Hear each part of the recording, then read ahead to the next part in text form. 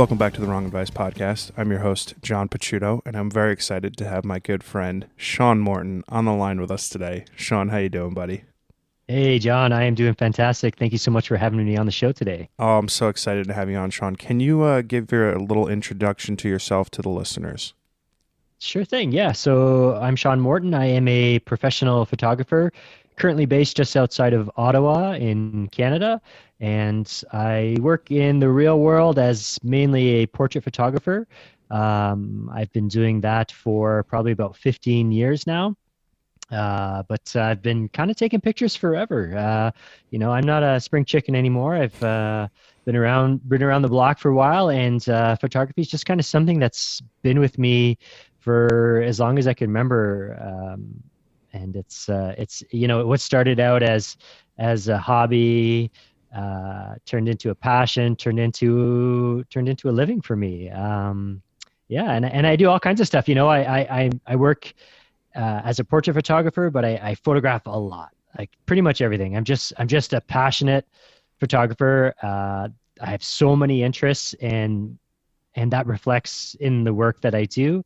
And I also host a podcast as well, where I speak to photographers. It's the Archipelago Photography Podcast. So I do something very similar to you. I get to explore people's lives and get to know them, which as a curious person really satisfies me, and I just love sharing those stories. So yeah, I wear a lot of hats, but in a nutshell, that's who I am. Yeah, I love that. We're very similar in that regard. I think it's funny. So I didn't know that I was super into photography until like 2 years ago when I lost my job in the pandemic, and then sort of fell back in love with it. But as a kid, my parents sold their house sometime last year, and when we were cleaning it out, I found all of these like 35 millimeter 3x5 prints, and I was like me and my friends on like class trips and like all these like events that we did as like 12, 13, 14 years old. And I said to my mom, I was like, where did all these pictures come from? She's like, oh, John, you used to have me buy disposable cameras nonstop. And I'm saying to her, I was like, how did it take 30 years beyond this experience for me to know that I had always loved this? Did you have a similar experience growing up, that you were kind of like always with a camera in your hand? It's interesting because as a kid, I don't think cameras really played a big role in my life. I didn't come from a family where photography was a big thing. Of course, photos happened as they do with most folks, but I know for sure it started with that. This is a common story where, oh yeah, I did a high school class and we studied photography. And of course, back then it was analog, so I got the chance to make some prints and to develop some photos in high school. And it piqued an interest, and I really, really loved it. And I really became interested in the process of it. And I didn't think too much of it at that time. But what ended up happening is after high school, I really didn't know what the hell I wanted to do with my life. Like most kids, I say that. Some people really know it. But I was one of those kids that had no clue. I mean, Ditto. I had no clue. And at that time, I was big into computers. This was like early 90s. And so my parents were like, well, why don't you study computer science? And I said, good idea. That's a great idea. Hated it. Like, just hated it. I loved computers, but programming was, just not for me. And I tried to tough it out. I did it for like 2.5 years in college, just hated every day. Jeez. But as electives, I had the chance once again to do a photography class. So I ended up in this one college I was at. I signed up for photography. I did this class and I really loved it. And it turned out that a good friend of mine, actually one of my best friends, he kind of had a better sense of where he wanted to go. He basically knew that he wanted to be a filmmaker. And so we sort of developed this interest of photography and filmmaking and cameras around the same time. And it was about 2.5 years into this, study of computer sciences that I said, what am I doing? Why am I in this program? I hate it. There's this other thing I really love. And so I basically dropped out of what I was doing and I jumped into a new school and I started into an arts program. And in that program, I actually studied film and radio and television and photography. So it's a very generalized course, but image making was really the thing for me. And if you asked me back then what I was going to do with my life, I was sure I was going to be a documentary filmmaker. I made a lot of student films. I made 8mm and video, of course, was happening then too. So I was, making movies on video. And I really, really was interested in storytelling. Telling people's stories I was passionate about it. And to the point where I applied for university for film production. And at the time I was living in Montreal. So I applied to Concordia for film production. Well, between college and university, I took the summer off, and a friend of mine and myself decided to hitchhike across Canada. That changed everything for me. I did this trip, we literally, had backpacks and everything I had, my parents moved away from Montreal, so I was kind of on my own. I literally was living out of a backpack for that summer, and I kind of decided, this was something, it changed something for me that summer, because I came back. I went to university, and I swear to God, John, I had the shortest university career ever, because this is no joke, I sat down for the first class of film production, and by the break, so about an hour or so into the class, I was like, no, this is not for me. And I walked out of class and I never came back. So I went to university for exactly one half of one class of film production, and that's it. But I just had the sense that I wanted to explore the world a bit. And I wasn't ready to be tied down for, school and debt. I had no money, so I was going to have to take out massive student loans. Film production is not a cheap program to be in. And so I sort of shelved all that for a while. And I really spent a few years just kind of bumming around. I mean, it's kind of a joke, but I say I blame Jack Kerouac. I read On the Road, Yeah, right. and it's true. I read On the Most Road, and artists I just do, right? right? Yeah, it's true. John, I literally own the domain name iblamejackkerouac.com. Because one of these days I'm going to tell a story of those years of my life where I literally was just sort of wandering aimless. I was disillusioned, and I think like a lot of young people, like North American kids, I just felt disillusioned with, the way society wanted me to go. Mm-hmm. And I was like, no, that's not me. I didn't fit that mold. I needed to explore the world, and really what it was, I need to explore myself and really discover who I was, So I kind of spent a few years wandering aimlessly. I was in British Columbia, and I planted trees, and I lived on a beach in a tent. I did all these really cool things. It really, it was tough for sure, but I wouldn't trade it in for a second. I saw my friends, going on, having careers and families, and that was not me at that time, But eventually, I sort of settled down, and I started working again and doing, sort of real world stuff. And what ended up happening is the camera was something that was just with me throughout. I would have even tree planting. Like I'd have a camera in my tree planting bag, and I documented the whole summer of planting trees all across northern British Columbia. And hopefully, I haven't shared those images really yet, but that's another project for another day. Cool. But yeah, photography and telling those stories visually was just something that I just did. And it was, it was a classic thing where I said, that's my dream job. Being a photographer is my dream job. And I did that forever. I just sort of did it as a passion on the side, but I never really had the courage to do it. But when I had two kids, and when my oldest daughter was born, and she's just turning 18 this month, when she was born, I was shooting a lot of film, because as a parent, you take a lot of pictures of your kids, right? And this is just at the time when digital was just sort of becoming something that you could get into as a consumer. And so spending a ton of money processing film, and I decided, okay, I'm going to buy my first digital camera, which, probably was like a, 4 megapixel thing, cost $1,000, ridiculous Nikon something or another. And that's when I said, I took another look at this dream and this passion of mine, and I said, I need to do this. I need to, have the experience. I'd gone to school.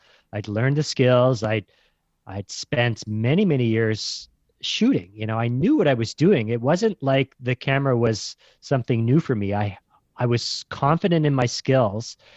And so, I decided to start to just offer it as something I did on the side. Man, am I getting way off topic here? You're like, No, how did you not at get all. into this? No, But not at all. this is yeah. And it just, I think a lot of people go through this as photographers. You just sort of start doing little jobs here and there, Mhm. right? It's doing portraits, shooting, weddings here and there, doing family photos, that kind of thing. And it just kind of grew and grew and grew. And it was interesting because, I sort of feel like I came full circle where I studied film and photography, and I loved storytelling and documenting life, really. And then it sort of became, I wouldn't say, I would say I was doing more like landscapes and abstracts and macro. I was doing all kinds of stuff, John. Mhm. But I didn't really realize that. I think I kind of forgot. Is what happened is during that time I forgot that I really love telling people stories, and so I really became a portrait photographer. Is what I'm getting at here, because it took a while to really sink in that this was just something, and I guess what it was is like you, like I just have a curiosity to know people's stories, and of course the camera was sort of my way in to tell those stories. Yeah. Yeah, and of course, eventually, it sort of got to this point where I was doing other things. I mean, I worked a lot of different jobs in my life. I've done all kinds of crazy shit. Same. Pardon me. Yeah. Don't worry, I curse all the time. Yeah. I worked as a greenhouse technician. I built greenhouses. I did all these interesting things in my life, and documented that, with the camera, of course, right? But yeah, I think at some point it became something had to give, because I was working literally 2 full-time jobs. Mhm. And I said, okay, like something's got to give. Either I got to like quit taking pictures, or tone it down, or just, and it sort of became to the point where the day job just became so soul-sucking, Yeah. as I'm sure lots of people can relate to, Mhm. that I said, I've had enough. I've really had enough. And I just quit. I said, no, that's it. Like, you guys are killing me. And, I had at this now I've got, had a baby, I had a new baby at home. Worst time to sort of give up a day job and security, but I just had enough. I said, I can't do this anymore. And so I just quit, and I decided, I'm going to do this full time.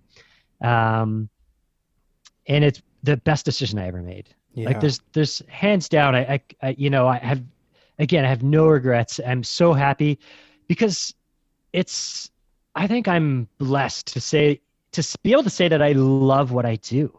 I really do. I mean, I'm passionate about it.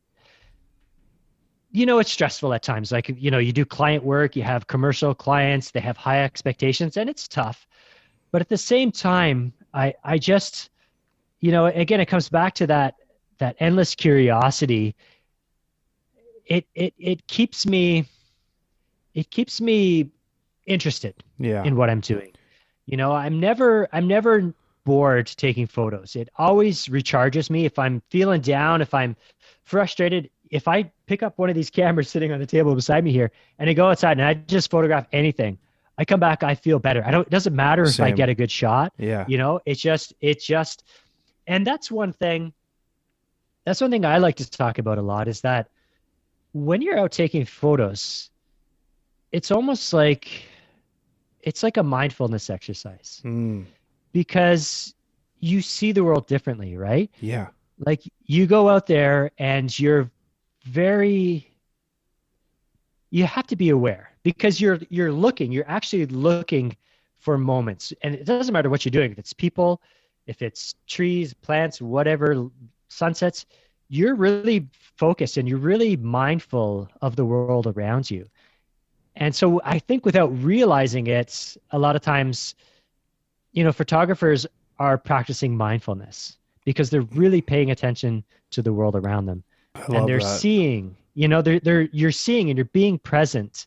And that's a state of mind that a lot of people have to work for and have to be really intentional about doing. But I think it's just an incredible side effect of being a photographer. It's just Yeah. something that comes naturally. I love that. I think the greatest lesson that I've learned since I picked up a camera full time almost 2 years ago now is that exact. I would never have described it as mindfulness, but the way I see life now is completely different, right? Like the small little moments of like my niece giggling and or some guy, putting change in a parking meter, like whatever. Life is more like a song and a dance for me now, and like there is intentionality behind the things that I do that I think prior to picking up a camera as my vocation, I didn't live like that, right? Like I didn't have that connection with life. I was much more concerned with the materialistic things, how many Instagram followers I had, shit like that don't matter. Yeah. But considering it as a mindful practice of life, I think that's really great. I love that. I like that a lot. I'm super curious how your career evolved. You've been doing it for 15 plus years. You have a balance of personal work and commercial work. Does it ever feel like work for you? Are you ever like, oh shit, I don't want to do that? Well, yes, it does. It does and it doesn't. And that's the answer is it depends, but I will elaborate on that for sure. Because I spent a good chunk of the last, 15 years doing a lot of portrait work for other people. And that, like I said, that's, headshots, branding kind of stuff, commercial portraits, a lot of weddings, a lot of family photos, that sort of thing.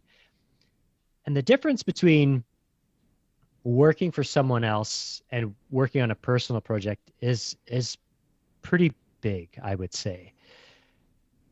There is a satisfaction. So I'll back up a bit. So let's say I'm shooting a wedding. Like, sometimes it's an 8, 10, 12-hour day.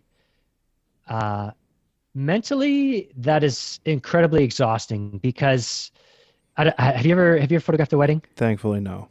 Okay, right. Yeah, you either do or you don't. Like there is no, you either can or you can't kind of thing.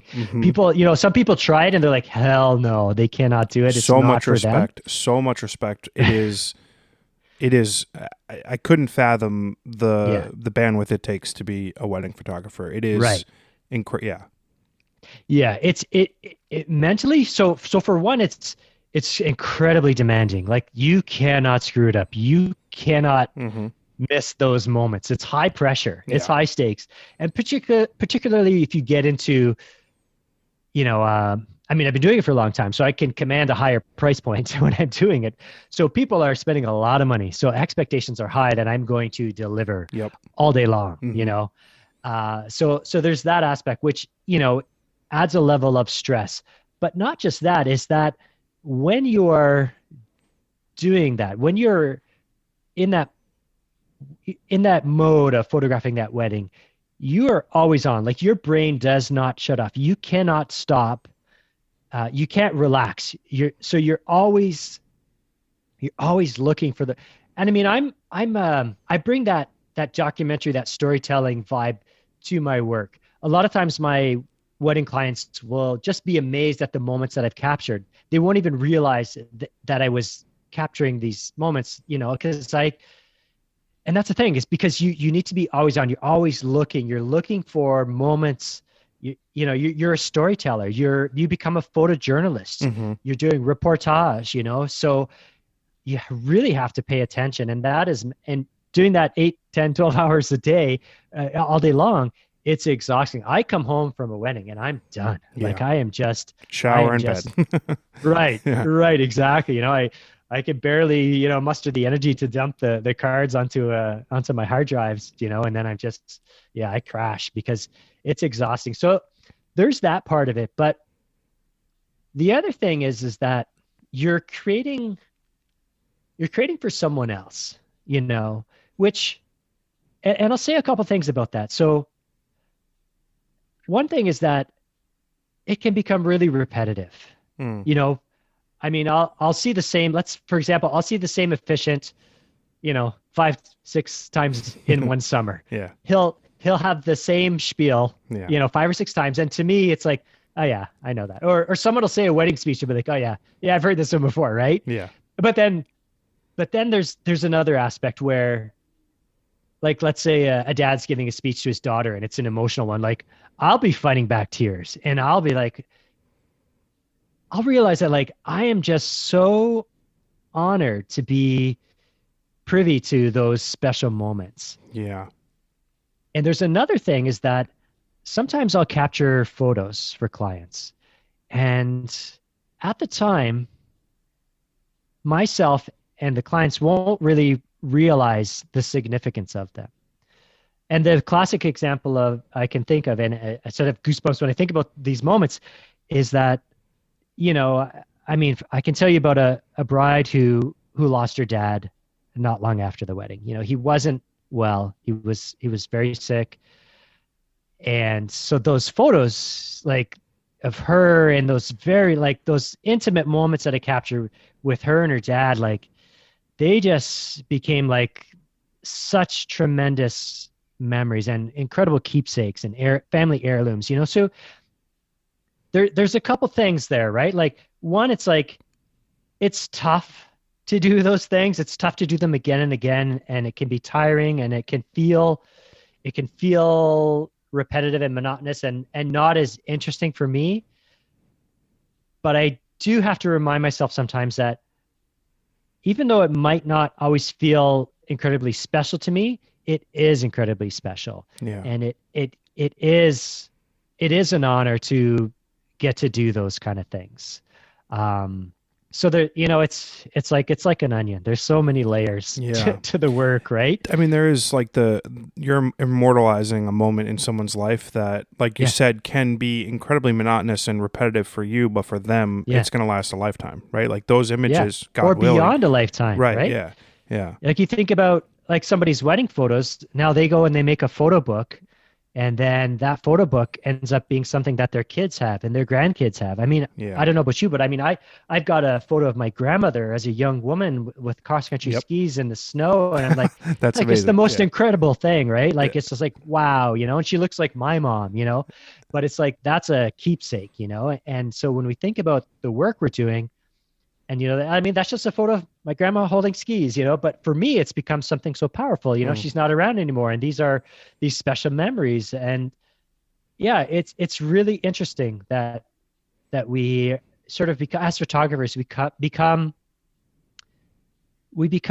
people who create memories, because oftentimes our memories are tied to images. These are moments that would be forgotten otherwise. Yeah. And those memories help plant those memories in our minds for beyond our lifetimes. Totally. I think that's why I've found myself so drawn to street and documentary photography, because it gives me an opportunity to photograph a moment in time in my life that I wouldn't have otherwise, right? Like, if I don't put my camera in a bag and go into the city and take pictures, those images, I mean, sure, maybe someone else is out there doing the same thing, but it wouldn't exist for me in this moment in my life.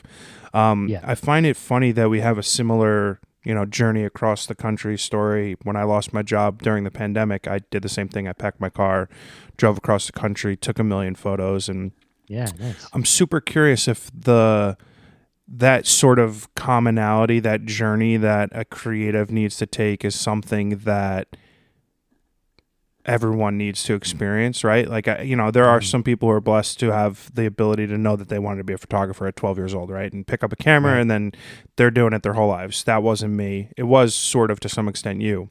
But that journey where I sort of found myself and my love occurred on the road, alone, in solitude, and the ability for me to connect with something at a time where I needed to. I'm curious what your thoughts are in terms of your own experience on that journey and that trip, and how it sort of molded the creative path for you later on in life. I think I think a lot of people miss that opportunity to not just explore the country and the world, but explore themselves. And I alluded to that when I talked about that experience as a young man, taking that time to get away, to disconnect, because I mean, life is busy and it's easy to just kind of get on a track with, we ride the rails of where society wants us to go and expectations and job and security and all those things. But I guess, if I can make an analogy, it's like hitchhiking, which I did a lot of in that time. You're you're opening yourself up to serendipity. You're opening yourself up to the unknown. When I put my thumb out on the road, I don't know when someone's going to pick me up. I don't know who's going to pick me up. I don't know, where I'm going to end up at the end of that ride, and that can seem scary, but I think if there's no fear, if you're just living comfortably, then, and you're not challenging yourself in whatever way that means to you, then maybe you're not really living life to the fullest. I don't know if that makes sense, but no, it does. I think it's important. I think people need to get out of their comfort zone. I think people need to experience the unknown. And I think definitely people need to experience themselves. And you talked about this, like you did your trip solo, right? Like it's a solitude thing. And it's a getting to know yourself, because look, a lot of people just, you get into relationships and you become really enmeshed and embedded, and that's not a bad thing. I have an amazing, incredible partner, and I'm blessed to have her in my life and to go through life with her. But I'm incredibly grateful that I got to spend so much time alone in my life and get to really explore who I am. And I think that even if you've done that, and now it's funny because my partner and I went for a nice walk yesterday, and we talked about that. Because look, we've been in this pandemic. We've kind of been stuck, in the house together for the last 2 years, and we're driving each other crazy. We love each other and like each other, but we also get on each other's nerves, all the time, because it's tough. It's tough for everyone. But we talked about the fact that it's important to do things on our own, and I talked about, it's like I feel like I'm at this point where pretty soon I need to go do a solo trip and take pictures. I just need to go, and it doesn't matter how long it is, if it's 1 day, if it's 5 days, if it's 2 weeks, but I need to go somewhere and have that experience of, quiet reflection and meditative. And it's just, I think it's important. I think some people are scared to look at themselves, and to get to know themselves and really turn the mirror on themselves. Mm-hmm. I liken it to self-portraiture, which I do a fair bit of. And it's interesting because some people have a lot of negative thoughts about self-portraiture. They go, it's just something you do to pump your ego up. But I don't look at it at all like that. I look at it as self-portraiture as a way to, it's like a journey of self-exploration. It's a journey of discovery.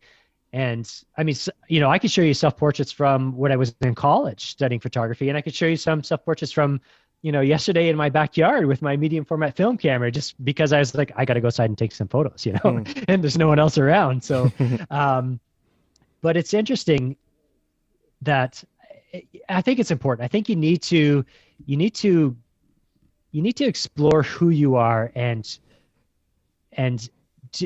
that Shawn, I think you said something important, because it is something that I've harped on quite a bit on my podcast, is that so much of my life was pre-planned and pre-scheduled out, yes. Right? Like I had to do well in high school so I could go to a good college, so I could get good grades in college and get a good job, so that I could get a nice car and a nice watch, and then another new job, making more money, doing something that I didn't care about or want to do, but I was making more money, so I was happier. So then I had to get another nice job to get a better car, to get another watch, and all the while you're sitting there And I never once asked myself, am I happy? I never once sat with myself and pondered the question of what am I doing and why am I doing it?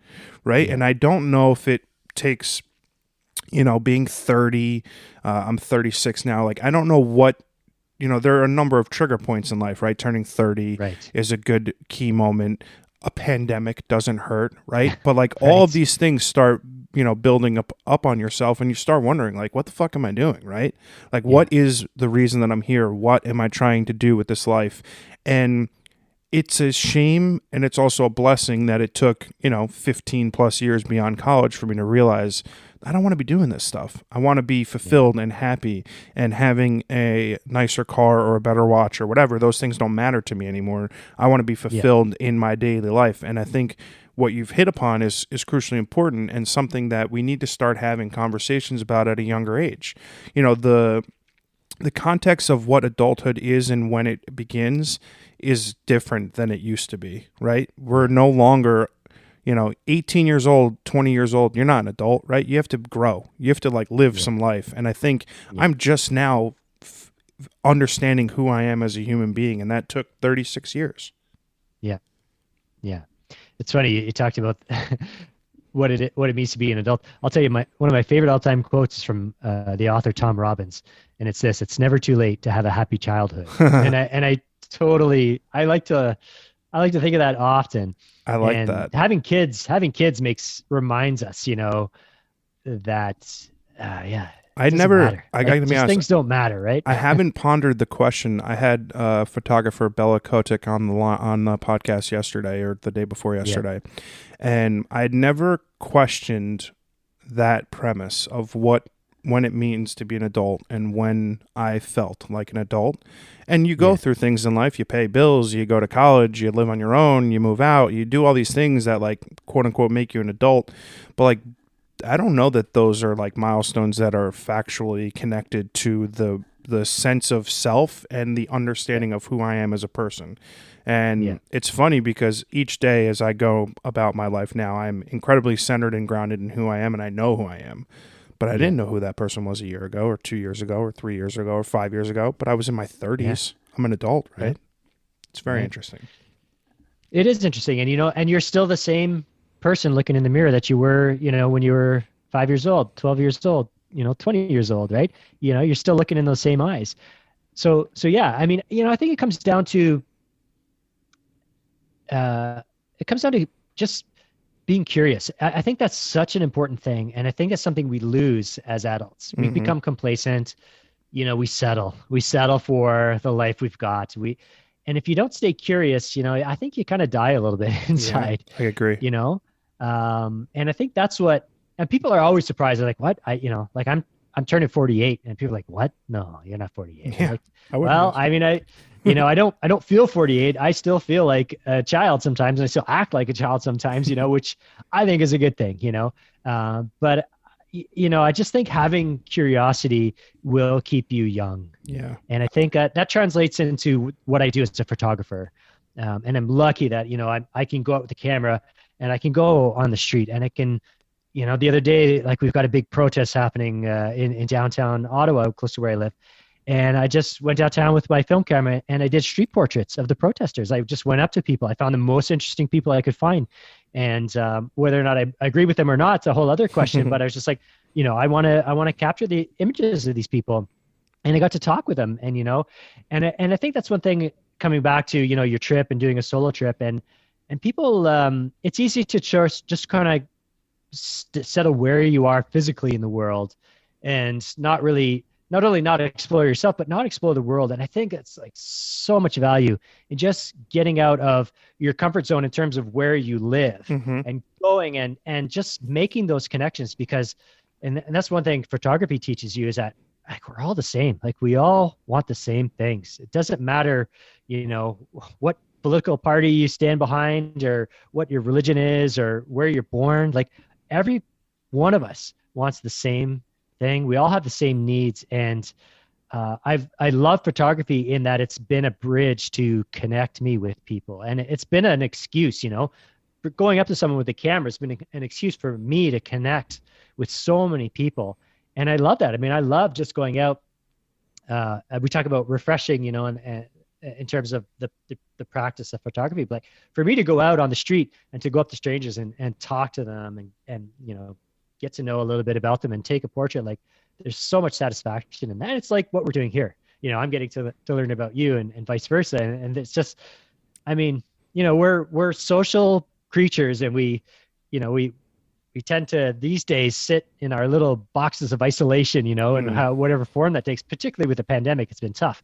But, if we can reach out and make these connections and I mean, we're hardwired to tell stories, right? As a species, we're hardwired to be social and to connect and to share stories. And there's power, and there's something energizing and something important it's in our DNA. And, photography is just a good excuse to make those connections. I completely agree with you. It's funny. So, I struggle with right now, like figuring out the destination I want for my career, right? Like I am struggling with not the type of photography I want to do, but the type of photographer that I want to be. Like, what stories do I want to tell with my art? And I think that's fine. Like, I'm an infant in this game, right? Like, I've not been doing this long enough to know who I am and what I'm doing with my art, right? You strike me as a person that has honed their craft and their storytelling for a long period of time, and I'm super curious on what you envision your career looking like with like things like the development of Web3 and the journey that we're seeing, this huge revitalization of artists and storytellers online now, and sort of what you can envision yourself being in the future. It's interesting because, as I alluded to, in the real world, I mainly work as a portrait photographer, and that's how I brand myself on my website in quote unquote the real world, right? Because I kind of feel like if you're doing photography as a business, you really have to. You don't have a choice. I mean, I've tried showcasing a little bit of everything on my website before, and it's confusing to people. You're not sending a clear message. You're not positioning yourself as I'm an expert in this. So I think that aspect is one direction that my life will continue to go in. I will still, go out here where I live. I will still photograph people. I will still take their portraits. I love doing that, and I'm going to keep on doing that, and I don't think I'll ever stop doing that.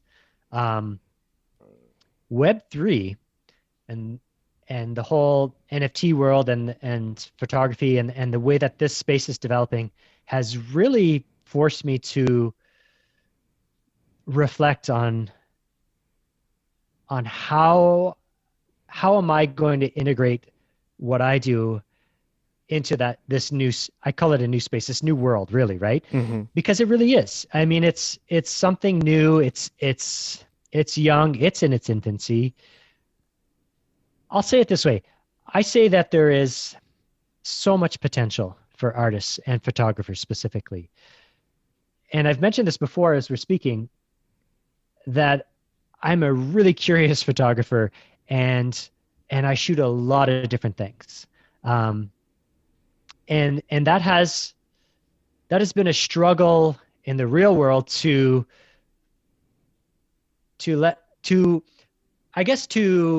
showcase that work. Like, how do I photograph my photos of the Montreal subway system?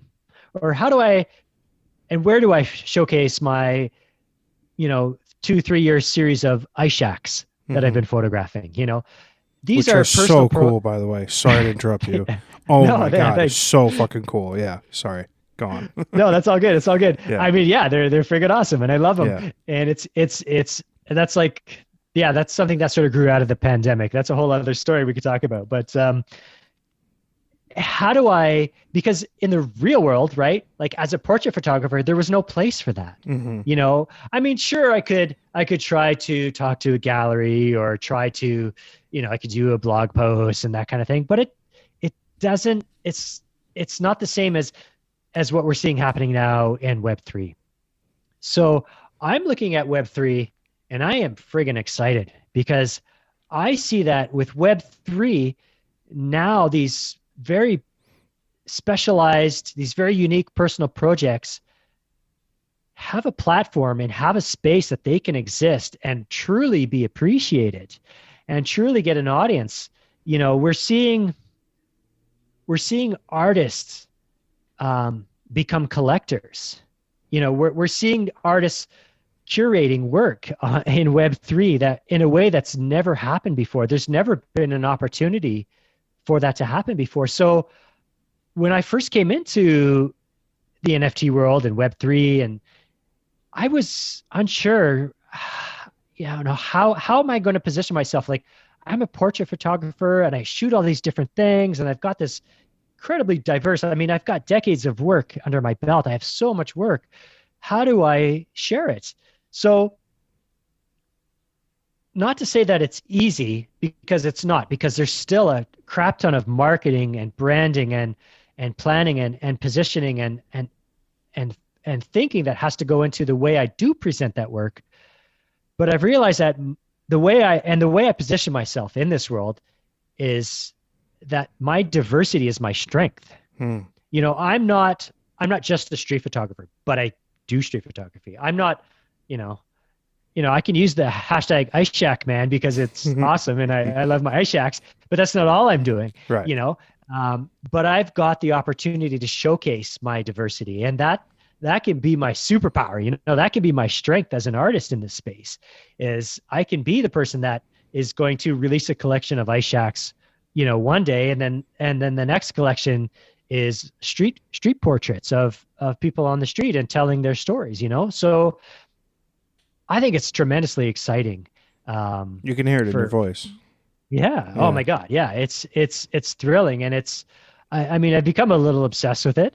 But I think a lot of people who maybe have, you know, gotten into this world can relate that it's really something different. Yeah. It is for sure.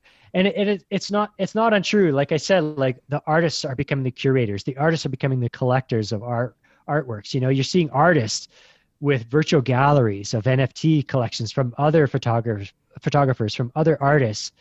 And that's unprecedented, you know, where the gatekeepers are gone in a sense. Yeah.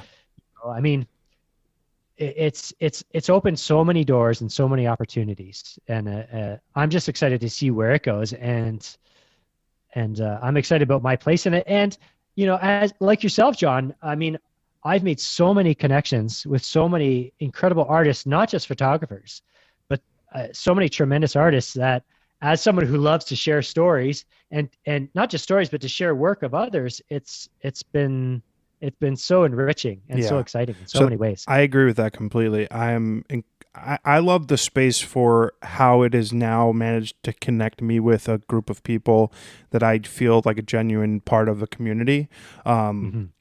And that's not to say I'm like super into NFTs right now. It's funny. I'm struggling with this, the duality of the NFT and the Web3 space, because on one hand, like I want to support my friends who create amazing art.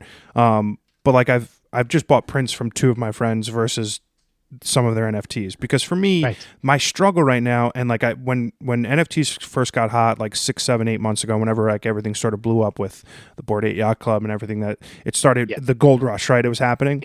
I put a collection up on OpenSea, and I didn't sell a single print and a single NFT, and I was like, this is so dumb. And I put no thought process into what I was putting out, right? I was just like throwing shit at a wall and hoping something would stick. Exactly. And I didn't have any intentionality behind what I was doing. And I deleted the entire collection because there was no point for it to exist. So I'm now in the process of building my first real collection of NFTs. And my struggle is that I'm going to do a connection between the digital NFT and the negative of the film, right? So like there will be a street photo that I'll sell as an NFT, but when you purchase this NFT, you're also going to get the negative. So there is that connection between the physical and the digital space. And that is sort of where I'm having the dilemma of this space right now. I find it wildly fascinating and exciting and wonderful, but I struggle with the fact that we work in a physical medium that exists in real life, and my apartment walls are covered in art, like photographs and paintings and physical stuff, right? And I understand the utility of this stuff down the road, right, in the digital space, but to me, these beautiful works of art are things that I want to touch and feel, and maybe not just look at on a screen. And that's the only thing where I've now reorganized my thoughts on it, and I'm so excited about the community aspect of it, and I'm so excited about the long-term utility of it. Just in terms of my own utilization of it, I've been struggling with how I want to sort of marry my art with the space. But I do agree, it's so exciting, and you can hear it in your voice, you're excited about it too. And just being able to have these conversations with someone who I met online like 2 weeks ago is so cool. Like we wouldn't have been having this conversation 6 months ago, let alone 6 years ago. Yeah, it's interesting, and I've thought about that too, and I know a lot of artists are thinking about that, is how to bridge that world. I mean, if you're a client of mine in the real world, the one thing I tell you have to do is print your photos. Yeah. No matter what you do, just don't leave them as digital files. Like, make a book. Like, when you're holding that physical book, flipping the pages, looking at those photos, that's pure magic, and you can't replicate that. And like I said, like those become special heirlooms, that can last generations. So there is no end to the value in that. And I'm like you. I actually, as just NFT photographer that I met a few weeks ago, I ordered a photo. She has a book. I ordered a book and a print, and I'm just waiting for that to arrive. Yeah. I have boxes and boxes. I have so many prints, I can't even put them all on the wall because I just love the tangibility, that the physical print is so important to me. Mm-hmm. So it's really cool to hear what you're doing with the negative and bringing that together.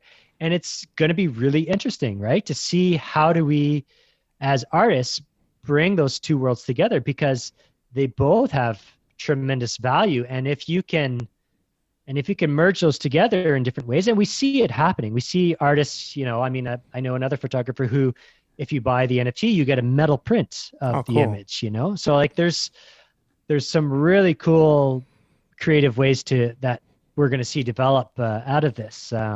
It's an exciting. It's the first time. Is. Like, I don't know. I'm an infant in this space, and it's just exciting that in just the short while that I've been here, my opportunities to earn a living has expanded tenfold in 5 minutes, and that in and of itself is an exciting thing, because it's no longer, oh man, I got to hope to get lucky and get a good job or book myself 5 gigs or whatever. It's now I can start streamlining a steady source of income for myself, and then be able to work on projects that I'm more excited about versus taking a job because I got to pay my rent, which I find very exciting. You've had the benefit of a longer career. Obviously, you've been doing it longer than I. What inspires you daily now to go out, pick up a camera, and make art? I mean, look, like I've said it before, and I'll say it again. Like I just have such a curiosity and about everything, and that reflects in the fact that I shoot everything.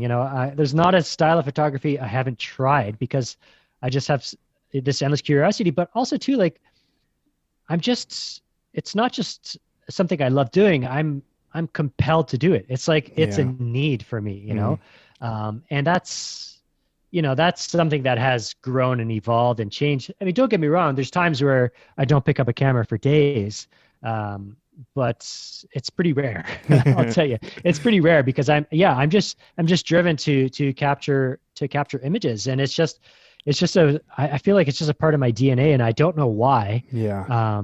But I'd say I love, and we talked about this very early on, right? And how photography, we talked about it being a practice of mindfulness, and how it changes. The big thing, I think, is that it changes the way you see the world. Totally.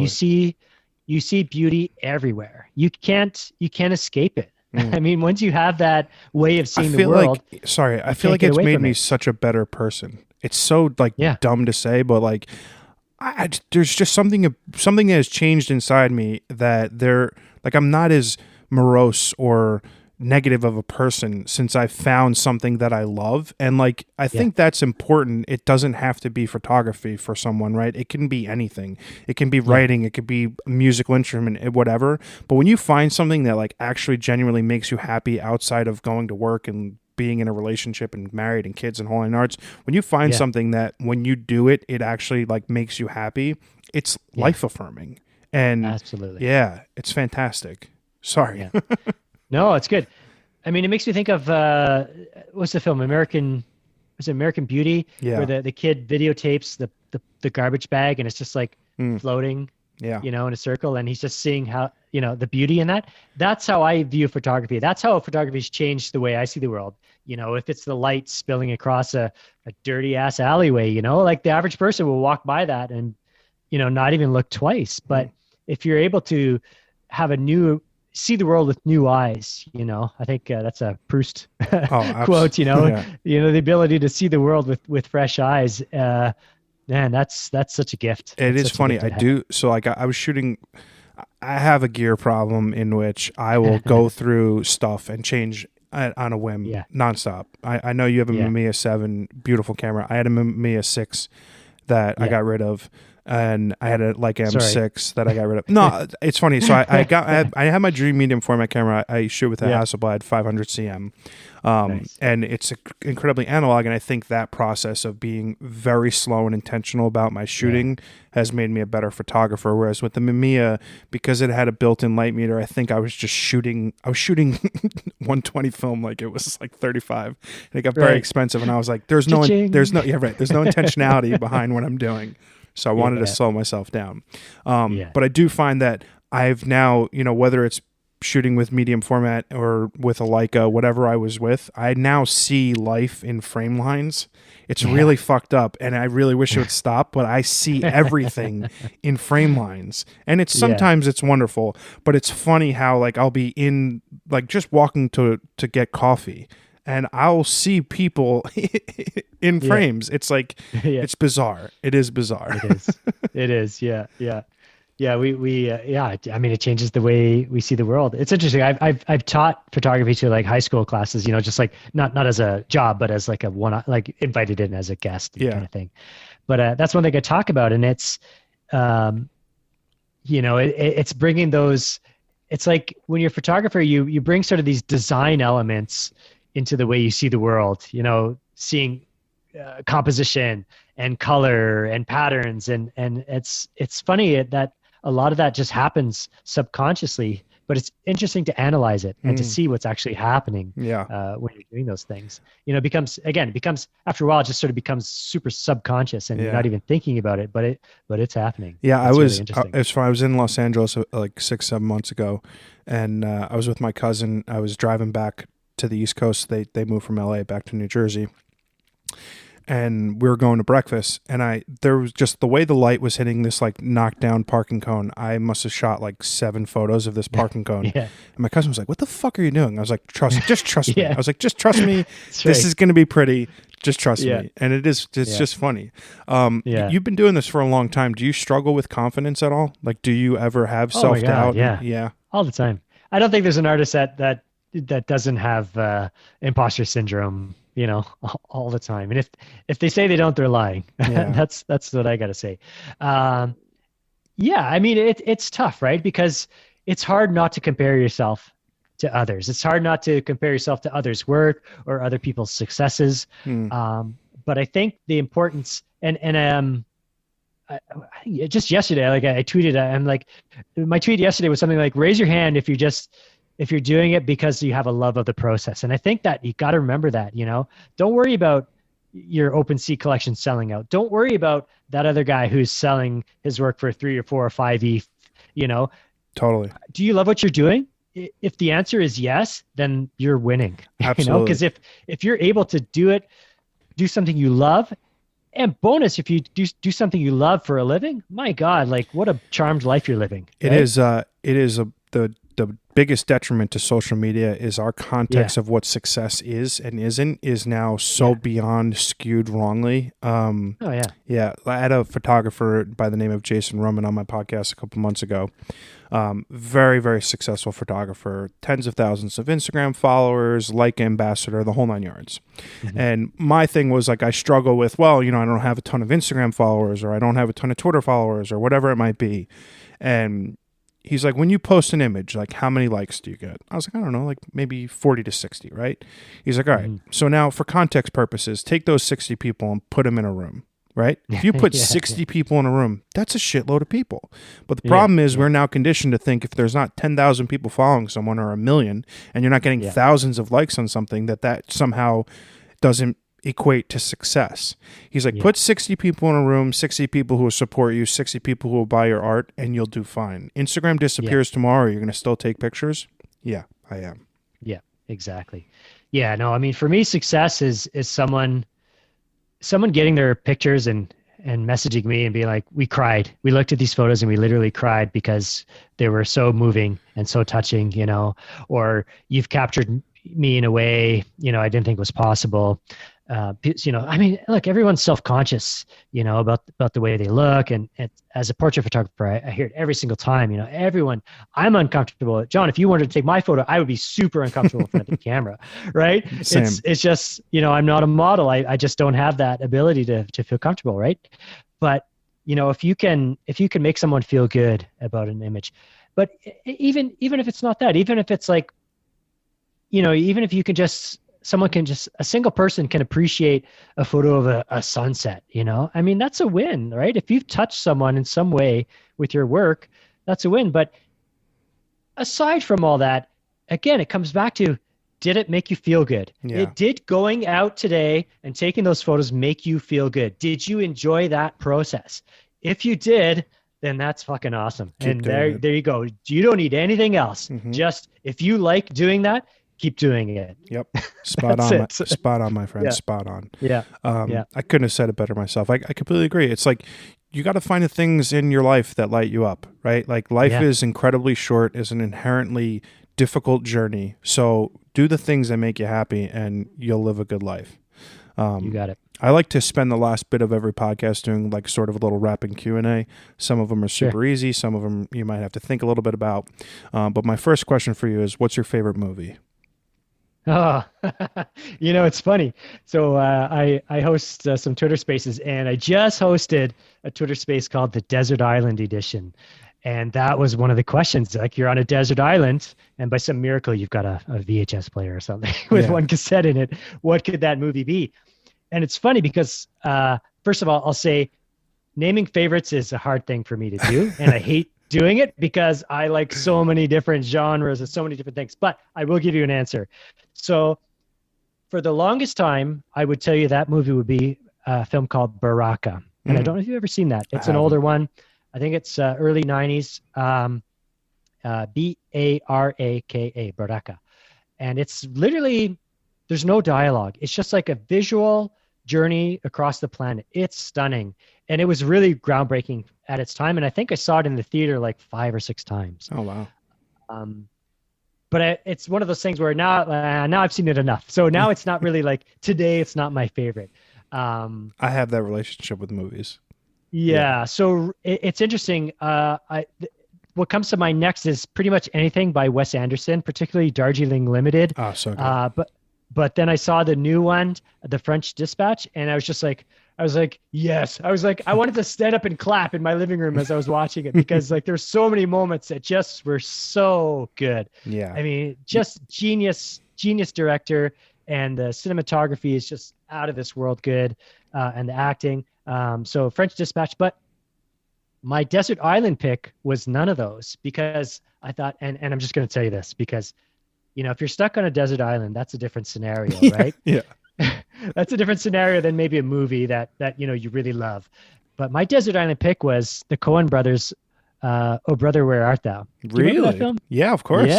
Yeah. Because it was just like, if I'm stuck on a desert island, like that movie just makes me feel good. I mean, it's funny. It's all over the place. Music, right? I mean, you know, I can sing along to the songs right off the top of my head, you know?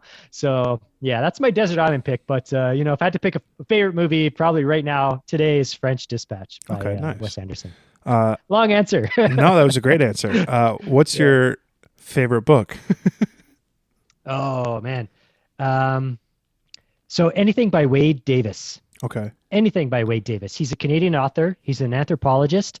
If you ever want to look him up, I mean, he's done some interviews so you can listen to him speak. The guy is an incredible storyteller.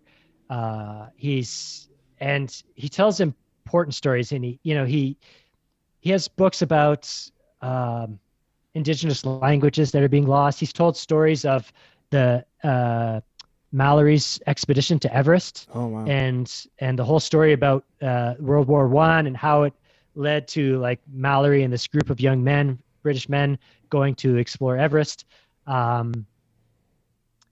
He's known for the serpent and the rainbow. That was kind of what made him famous. But Wade Davis, I mean, he's talked about, he's got another book called, I think it's called The River.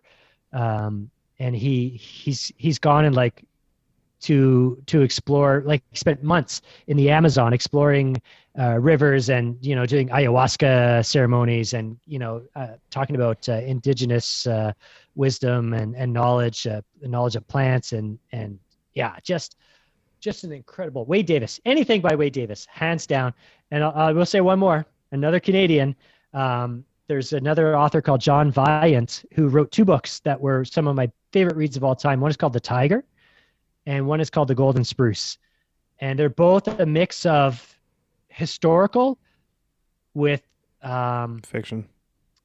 No, not fiction, like real stories, like contemporary stories of, so like the Tiger one is about the history of tigers and tigers, but it's also about one specific tiger, and this one tiger and this poacher up in Siberia who's trying to kill this tiger, and things kind of went south. So it's like it flips back and forth from the story of tigers and then this one tiger.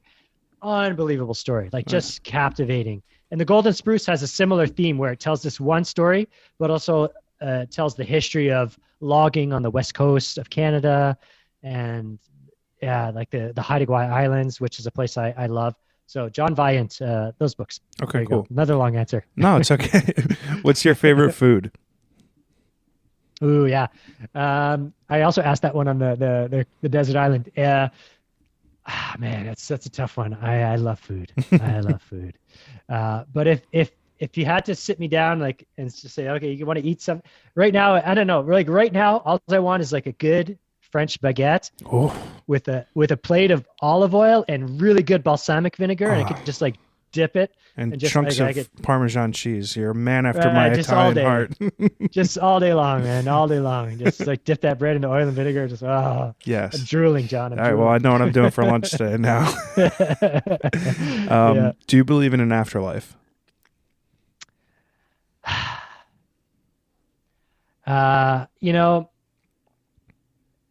The short answer is no. I'm kind of atheist. I'm kind of also maybe a little bit of an agnostic. I just don't know. I kind of don't think there is. I kind of think this is what we got. Another reason why I try to remind myself, because I forget a lot, as we all do, that life is short and we got to live it. But we're all made from the same stardust. That I do believe. Like there's only so much stardust on this globe, and so much carbon, and there's a little bit of everything in all of us, and we're all connected in that way. But yeah, no, that I think strikes that's all we got. That strikes me as a little bit more agnostic than atheist. I mean, I also look at the question posed as less of a religious and spiritual one and more of like a pragmatic. I don't know. Yeah. Could we exist for no reason? Just no reason at all? We just fucking poof accidentally here, and I don't know. Maybe. Yeah. What's your biggest fear? Ooh, that's a good one. I've got 2 kids, so I worry about them a lot. Sure. One's turning 18, one's turning 6, so there's a big difference, and I'm worried about both of them for different reasons. But just anything happening to my kids. That's fair. For sure. I mean, I have friends who have lost children, and that's like, it's got to be my greatest fear. Yeah, that's unimaginable tough. For sure. What's your biggest dream? My biggest dream. My biggest dream is that humanity gets their shit together. That's a pipe dream. Fucking greedy. Stop being so fucking greedy and just like spread that shit out a bit. Don't you think that like will require aliens or something? Well, I don't know. I'm not super hopeful. I'll put it that way. Yeah, me neither. I'm not super hopeful. We're sad truth. Yeah. I mean, empires rise and fall, and we're fucking falling right now, man. I don't know. it's sad. I mean, I have hope. There's a lot of positive out there, but I think most artists have to be, right? It would be hard yeah, to be productive yeah. artists without I don't. having any hope. Yeah, I don't always create from a place of despair. I generally don't. Yeah. It's from a place of hope and inspiration. Yeah. So there's that. There's that for sure. For sure. What's the best piece of advice someone's ever given you? Oh, let it go. Hmm. Just like let that. it go. Yeah, don't sweat it, because in the end, like, nothing matters. Like, yeah, it's tough. I mean, it's tough. The pandemic's been tough. Having kids is tough. Yeah, life is tough, but none of it matters, man. Nothing Yeah, matters. I agree. Just let it go. Yeah. All right, last question. What's one recommendation that you have for something that you've consumed lately? Could be a podcast, could be a TV show, a movie, a book, a music album, just something that you've consumed lately that you think everyone should check out. That Netflix series? I think it's called The Art of Design. Oh, Is that? so good. Yeah. Yeah. Like, every single episode has been tremendously inspiring, and I love it because it's been so diverse. Yeah. Car designers, shoe designers, photographers, contemporary artists, Yeah. architects. Yeah. Go and watch any of those episodes, and you'll definitely be inspired to go and make some shit. Absolutely. I couldn't co-sign that more. Yeah. My recommendation, I just watched the movie Pig a couple days ago, mostly at the behest of my brother-in-law and a photographer friend, Stefan Finasco.